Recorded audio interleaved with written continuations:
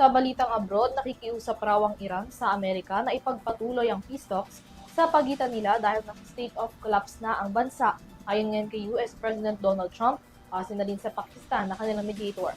Pero ang Iran hindi kinukumpirma ang pahayag ni Trump sa kabila na rin ng pagharang ng Washington sa mga barkong dumaraan sa Strait of Hormuz. Narito ang balita mula kay Son Santiago.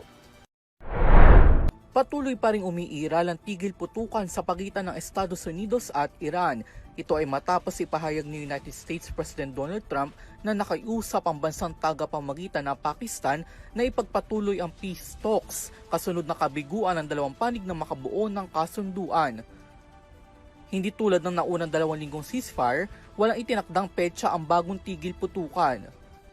Ayon kay Trump, mananatili ito hanggat may ilalatag na unified proposal ang Iran o tuluyang matapos ang diskusyon ng dalawang panig.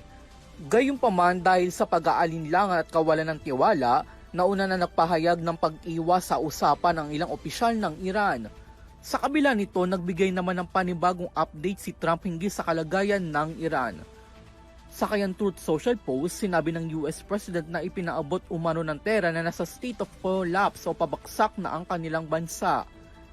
Dagdag pa niya, humihiling din umano ang Iran na muli buksan ang mahalagang rutang pang-enerhiya na Strait of Hormuz hanggat sa lalong madaling panahon. Matatanda ang kontrolado ng Iran ang nasabing strait at sila rin ang nagpatupad ng pagsasara at limitasyon sa pagdaan ng mga sasakyang pandagat bilang tugon sa joint airstrike ng US at Israel noong February 28. Gayunpaman, nagpapatuloy pa rin ang blockade ng Washington sa mga barkong dumaraan sa naturang ruta kahit umiiral ang ceasefire. Samantala, ipinahiwatig din ni Trump na nahaharap umano ang Iran sa mga hamon sa kanilang pamunuan, bagamat hindi na ito detalyadong ipinaliwanag. Wala namang kumpirmasyon kung totoo ba ang mga sinabi ng US President. Ang pahayag ay kasabay ng paglatag ng tera ng bagong proposal na tapwat sa kanilang unang pag-iwas sa usaping peace deal. Batay sa mga ulat, nakatuon muna ang proposal sa mahalagang usapin katulad ng tuluyang pagtigil ng giyera at pagbibigay ng garantiya na hindi na ito mauulit.